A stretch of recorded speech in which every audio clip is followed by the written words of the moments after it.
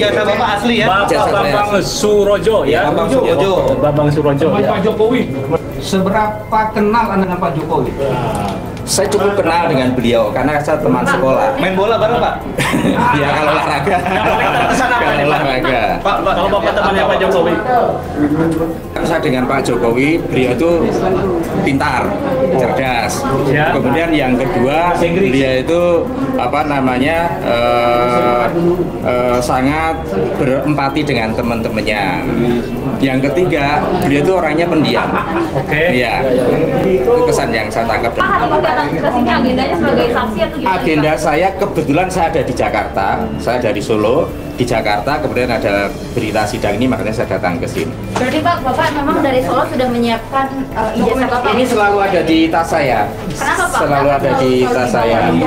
Ya karena karena waktu saya berangkat ke sini sudah ada isu-isu tentang ijazah palsu, sehingga saya perlu mempersiapkan dokumen yang saya miliki. Berarti Bapak emang sudah merencanakan untuk hadir? Kalau untuk hadir di sini saya tidak merencanakan, karena tidak tahu ada sidang. Saya sedang di Jakarta. Bisnis Pak? Bisnis atau kerja? Ya ada pekerjaan. Sejak kapan di Jakarta? Saya 4 hari yang lalu. 4 hari yang lalu. Kemudian ada baca di medsos, ada sidang hari ini, makanya saya meluncur ke sini. Tadi di luar kita sempat ketemu dengan orang yang mengaku sebagai temannya Pak Jokowi. Namanya adalah Pak Bambang Surojo. Beliau mengatakan bahwa dulu Pak Jokowi itu tidak pas dari 3 besar rankingnya, karena dia pintar. Oke.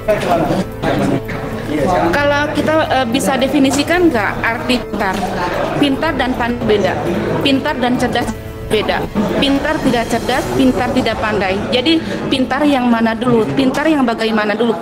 Kalau kita mau merujuk pada definisi, oke? Jadi bagaimana bisa menilai pintar kalau faktanya seperti ini? Bapak, anak kecil pun bisa pintar merangkak, pintar berjalan, pintar dan lain-lain. Pintar nangis katanya, atau pintar berpura-pura bahagia, gitu. Apa harapannya Ibu terhadap Pak Jokowi dalam persidangan? Kalau harapan saya sih, kalau misalnya Pak Jokowi mempunyai jiwa kenegarawan yang sangat besar, hadir di mana Anda diminta jujur. Toh tidak susah untuk berkata jujur lebih baik walaupun menyakitkan, dan itu akan lebih dihormati oleh rakyat. Ekspektasinya akan besar dan korelasinya ini yang sangat akan kemana-mana, dan ketika Anda hadir di persidangan maka rakyat akan angkat topi untuk Anda.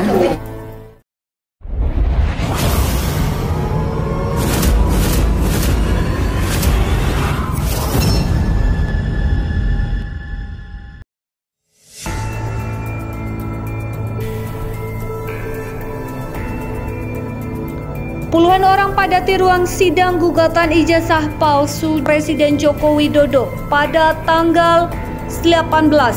Mayoritas terdiri dari ibu-ibu.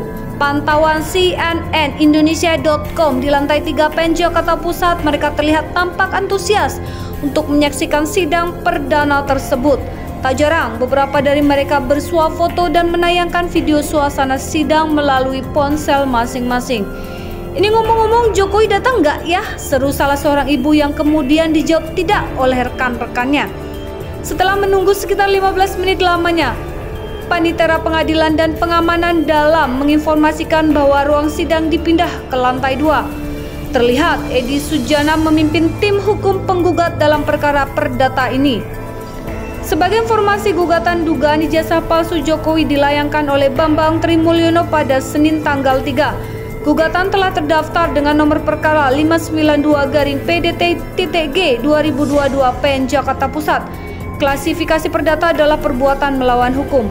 Adapun para tergugat yaitu Presiden Jokowi, tergugat pertama Komisi Pemilihan Umum KPU, sebagai tergugat kedua MPR, tergugat ketiga, dan Kementerian Pendidikan Kebudayaan dan Riset tergugat keempat. Dalam petitumnya, Bambang ingin PN Jakarta Pusat menyatakan Jokowi telah melakukan perbuatan melawan hukum berupa membuat keterangan yang tidak benar atau memberikan dokumen palsu berupa ijazah SD, SMP, dan SMA atas nama Joko Widodo. PN Jakarta Pusat juga meminta menyatakan Jokowi telah melakukan PMH berupa menyerahkan dokumen ijazah yang berisi keterangan yang tidak benar atau memberikan dokumen palsu sebagai kelengkapan syarat pencalonan untuk memenuhi ketentuan pasal 9 ayat 1 Peraturan KPU nomor 22 tahun 2018 yang digunakan dalam proses pemilihan presiden dan wakil presiden 2019-2024.